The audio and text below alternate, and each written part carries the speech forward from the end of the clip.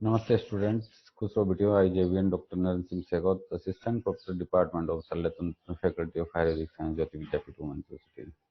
In previous classes, we discussed about disorders of liver. In today's class, we discuss about cellulitis.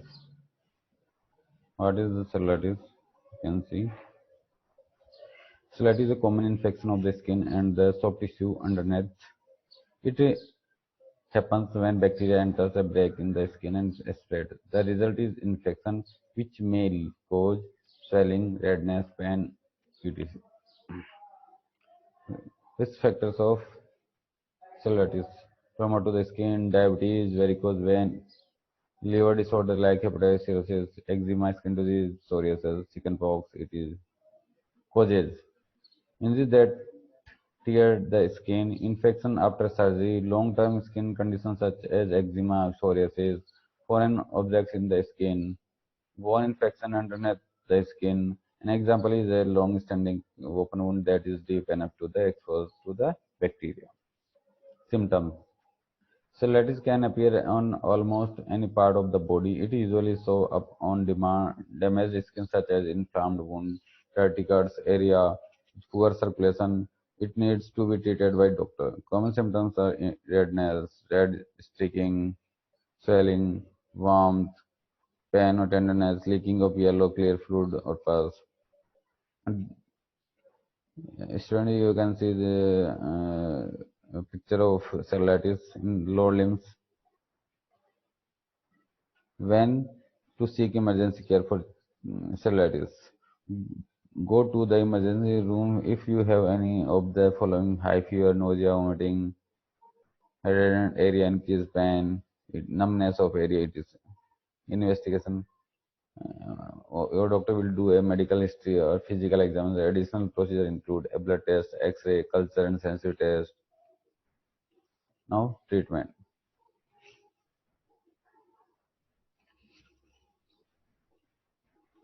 Rest the area, elevate the area to help reduce swelling and relieve discomfort. Use over-the-counter pain and relief such as acetaminophen, Tylenol, ibuprofen, morphine to ease the pain as well as keep your fever down.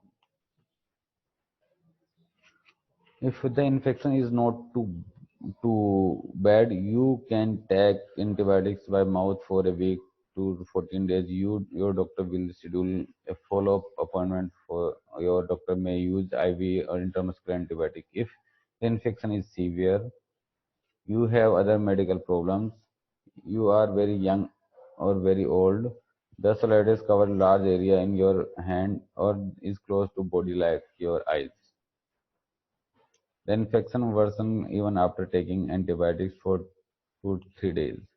In serious case, you may need to stay in hospital. You will get an IV antibiotic until the infection is under control. 2 to 3 days. Then go home with oral medicines. Now surgery. Rarely severe case may need surgery. For example, doctors may need to open and drain an abscess or pus that has collected in the tissue. They may also need to cut away dead tissue to allow healings. Preventions. Practice good personal hygiene and keep your skin clean. Wear sturdy, well-fitting shoes or slippers. With loose-fitting cotton socks, avoid walking barefoot outdoors. Wash injured skin with soap and water. Make sure it heals over the next few days. Some injuries are at greater risk for cellulitis than others. Be sure to contact your doctor if you have animal or human bites, puncture wound deeper than a half inch, such as from stepping on a nail, cuts tissue that bleeds, burns that blister, frostbite. Deep injuries with dirt in them, injuries that touch sea water, making them more prone to infection, especially if you have liver disease, diabetes, or other significant medical conditions such as liver or kidney disease. Swelling in your arms and legs that does not go away. Okay, students, difference between cellulitis and erysipelas. Caused by Streptococcus pyogenes gene, cellulitis caused by Streptococcus pyogenes and rarely by Staphylococcus aureus. Involves upper subcutaneous tissue and lymphatic vessels. Cellulitis involves deeper subcutaneous tissue. Erysipelas is the antecedent throat infection. Cellulitis and intertrigo or deep fissures, definite portal entry. Common site face with erysipelas common site face with bridge of nose and cheeks. And cellulitis common site is leg. Well defined margins in erysipelas, indistinct margins cellulitis. Vesicle or bulba formation in erysipelas, bulba formation in severe cellulitis. Self-limiting, erysipelas is self-limiting disease. Cellulitis, if untreated, necrosis can supervene. So, student, this is the whole about cellulitis. Definition, causes, clinical symptoms, diagnostic procedures, medical treatment, then surgical treatment, and last one is difference between cellulitis and erysipelas because both are the same features and also skin disease also same. Okay, student, this session is powered by Digital Session 2.0 Jyoti Vidyapeeth University Jaipur. If hope you are satisfied with this digital session. If you have any doubt and queries, please mention in comment box. I will resolve it soon. Thank you, students. Namaste, students. To serve you, I, JV, and Dr. Naren Singh Segat, Assistant Professor, Department of Shalya Tantra, Faculty of Ayurvedic Science, Jyoti Vidyapeeth Women's University, Jaipur. In previous classes, we discussed about anatomy of liver and disorders of liver. In today's class, we will discuss about portal hypertension.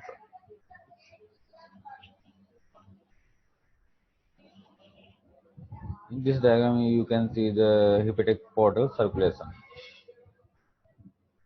Heart pumped blood into abdominal aorta and proper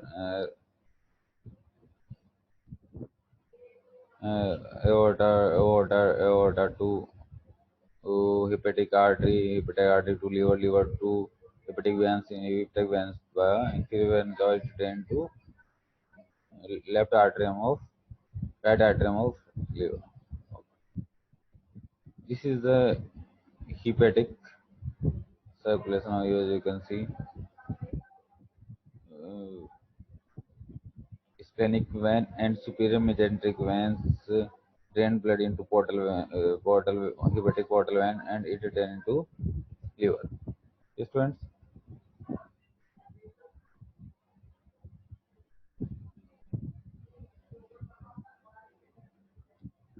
Sustained elevation of portal pressure more than 12 mm of Hg is called portal hypertension. Normal range of portal pressure is 8 to 12 mm of Hg.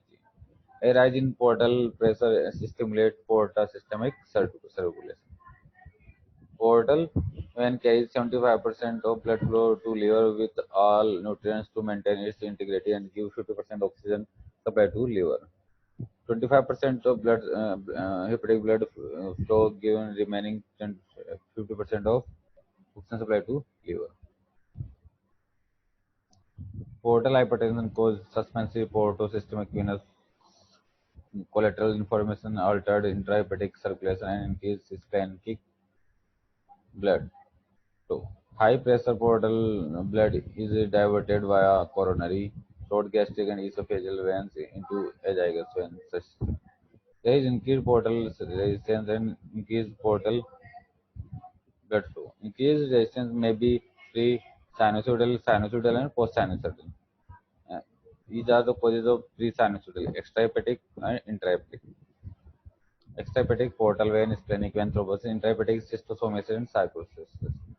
Sinusoidal causes cirrhosis, hematochromosis, Wilson disease, congenital hepatic fibrosis. Post sinusoidal is body cherry syndrome, congestive heart failure, veno-occlusive disease also. Causes of causes of portal hypertension. First, prehepatic. These are the prehepatic cause. B is hepatic. These causes mentioned in the hepatic, and post-hepatic causes are these.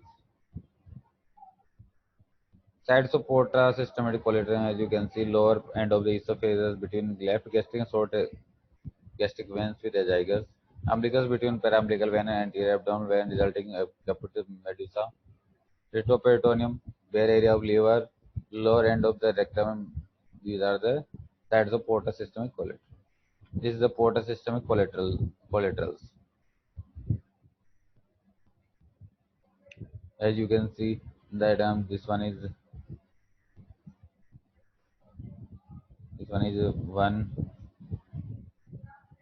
two, three, and bare area of liver also. Okay, students. Photo showing caput medusa. This is a photo medusa. Presentation means clinical features. Triodoportal hypertension for esophageal varix, splenomegaly, and ascites. These are the common and main triodoportal hypertension. Jaundice features of encephalopathy, recurrent infection, coagulopathy, hepatorenal syndrome. Investigations: liver function test, ultrasound, ultrafetoprotein, MELD scoring. This is a patient with ascites with portal hypertension.